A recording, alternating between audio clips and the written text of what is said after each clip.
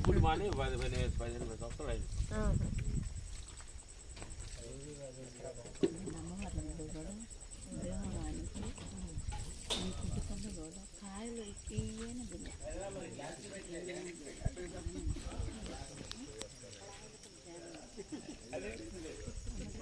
Sir వాళ్ళకి ఒక doubt అంట, మీ మిసెస్ ధ్యానం చేస్తున్నారు.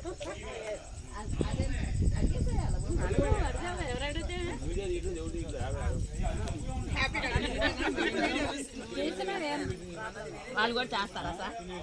మీ మిసెస్ వాళ్ళు మీ లేడీస్ అందరు చేస్తారా? మీరంటే అదృష్టవంతులండి. అదృష్టం అందరికి రావద్దు. మా బాటోళ్ళకి అదృష్టం ఇవ్వాల.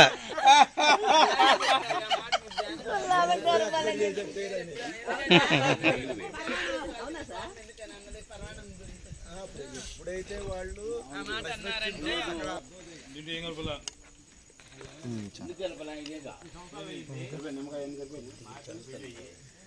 ఏవి పెట్టింది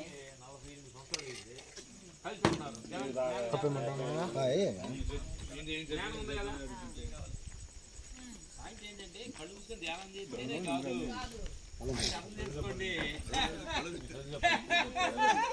ధ్యానం చేయాలి.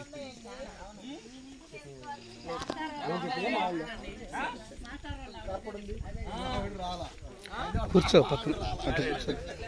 కానీ తను చాలా జ్ఞానవంతంగా ఉంటుంది సార్. అప్పుడు మీరు చెప్పినట్లుగానే ధ్యానం చేస్తేనే కాదు, అర్థం చేసుకో. ఎన్నో సందర్భాలు జరుగు కదా, వాళ్ళు అట్లా బట్టి మేము ఇట్లా ఊరేగుతున్నాం. లేకపోతే ఏమండి జ్ఞానం వచ్చింటే వాళ్ళకి. వేదాద్రి మహర్షుడు రవిశంకరజీ ఎక్స్పెక్టేషన్ దుఃఖానికి కారణం. అందుకని ఎక్స్పెక్టేషన్ ఏ రోజైతే మనల్ని ఆగిపోయిందో అది ఆత్మస్థితి. ఎక్స్పెక్టేషన్ మనసు, ఎక్స్పెక్టేషన్ ప్రపంచం, ఎక్స్పెక్టేషన్ ఫ్యామిలీ, ఎక్స్పెక్టేషన్ దేహం. ప్రపంచంలో లాభం రావాలి ఎక్స్పెక్టేషన్. నష్టాన్ని యాక్సెప్ట్ చేయవు. నీ కొట్టు 2 కోట్లు పక్కన పెట్టుకున్నావు నువ్వు, నీ కొట్టు లాస్ వచ్చింది, పక్కోడికి లాభం వచ్చింది, ఓకే కదా. Family win expectation. మా ఆయన వచ్చేదాన్ని పలకరించాలి, వచ్చేదాన్ని 5 తీసుకురావాలి. No expectations, your duty.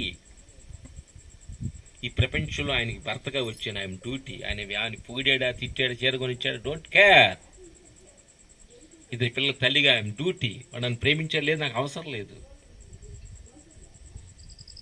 నా తల్లిదండ్రుల ద్వారా నేను వచ్చాను కాబట్టి నా ద్వారా 2 వచ్చాడు, అంతే డ్యూటీ. ఆమె డ్యూటీ అని ఎప్పుడైతే మన డ్యూటీగా నువ్వు ఒక పని మీద కానీ ఒక డ్యూటీ అని ఎప్పుడైతే ఎక్స్పెక్టేషన్ లేకుండా చేసావో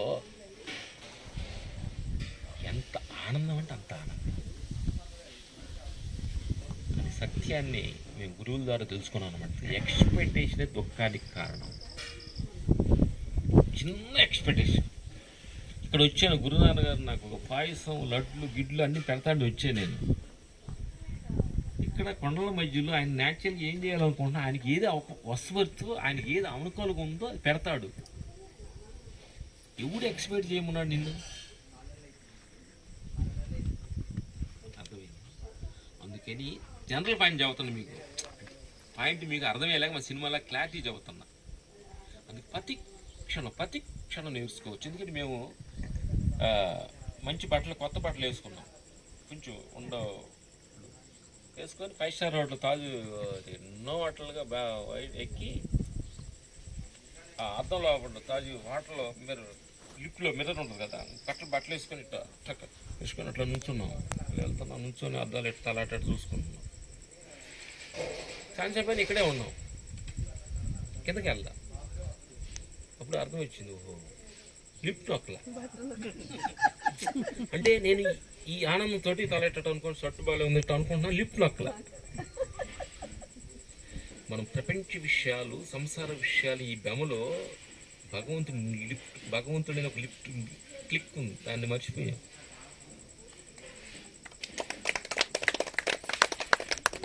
ఓహో అప్పుడు కరెక్ట్ జ్ఞానం వచ్చింది. ఓహో ఇన్ని ఉండగానే లిఫ్ట్ నొక్కడం మర్చిపోకూడదు. డబ్బు, పేరు, పదవులు ఉండొచ్చు, పోవచ్చు, అది మర్చిపోకూడదు. అదే నో హోటల్కి వెళ్ళబోయే ముందు, సార్ ఇట్లా రూమ్ నెంబర్ ఇచ్చారు, మా ఐడెంటిటీ కార్డు తీసుకున్నారు, షోన్స్ డబ్బులు కట్టుకున్నారు, మేనేజర్ చేత కార్డు ఇచ్చారు, ఇది సార్ 5:50కి వెళ్ళాలంటే ఈ లిఫ్ట్ కార్డు పెడితే మీరు పైకి వెళ్తారండి అన్నాడు. కిందకి రావాలంటే ఏం చేయాలన్నారు. ఏం అవసరం లేదంటే జీ నొక్కండి అన్నాడు.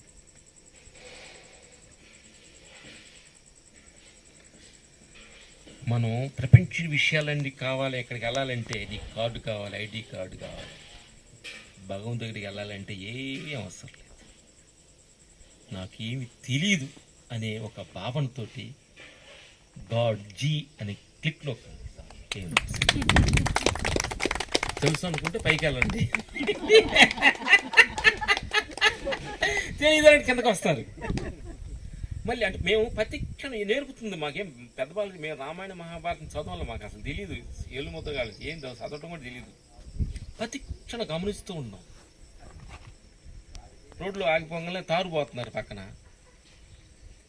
తారు బండి పైన ఒక వాటర్ పోతున్నాడు, గమనించా. ఆ వాటర్ పోయిపోతే తారు ఆ టైరు చుట్టుకొని ఆ బుల్టోజ్ రోడ్డు నడవలేదు, అందుకే వాటర్ పోతున్నాడు. అది గమనించే నేను, ఓహో చక్రం తిరగాలంటే వాటర్ కావాలి నీకు, ఇది ఆ చక్రానికి. నేను అనుకున్నప్పుడు ఓహో ఈ ప్రపంచం సంసారం దేహం నడవాలంటే ధ్యానం అనే నీళ్లు కొన్ని నెత్తి మీద పూసుకోవాలి కొంచెం. ఇప్పుడు మనిషి స్మూత్గా తిరుగుద్ది, గరగరగరగా తిరుగుతుండే ఫ్యామిలీలో అంటా కదా, గరగర తిరుగుతుండే కదా. అప్పుడు ధ్యానం అనే ఫ్రామ్ అనే నీళ్లు కావయ్యా స్మూత్గా వెళ్తుంది. ప్రపంచ విషయాలన్నీ ఆ బుల్టోజ్ నేర్పించింది నాకు. అందుకని ప్రతి క్షణం ప్రపంచంలో మీరు ప్రతి క్షణం నేర్చుకోవచ్చు. బట్టల షాప్కి వెళ్ళారు, బట్టల షాప్ వేస్తూ ఉంటాడు, ఇసిరి పడేస్తున్నాడు, ఇది బాగుంది అంటుంటుంది. అసలు ఏం కావాలి నీకు, ఏం కావాలి, ఎందుకు ఇన్ని ఎక్స్పెక్టేషన్ చేస్తున్నావు అని మీరు మనసుని మీరు క్వశ్చన్ అయ్యింది అంటున్నా. తిండి దగ్గరికి వచ్చాము, అది బాగాలి ఇది బాగాలి, ఏం కావాలి నీకు, అన్నీ ఉంటావా నువ్వు? నీవు అడిగిందంతా గట్టి చెత్త అంతా ఊర్లో పెడతా నీకు 3 పూటలు అన్నీ పెడతా. ఎన్ని రోజులు ఉంటావు నువ్వు? దాన్ని అడిగిన దాన్ని పెడితే ముందు పోతాడు.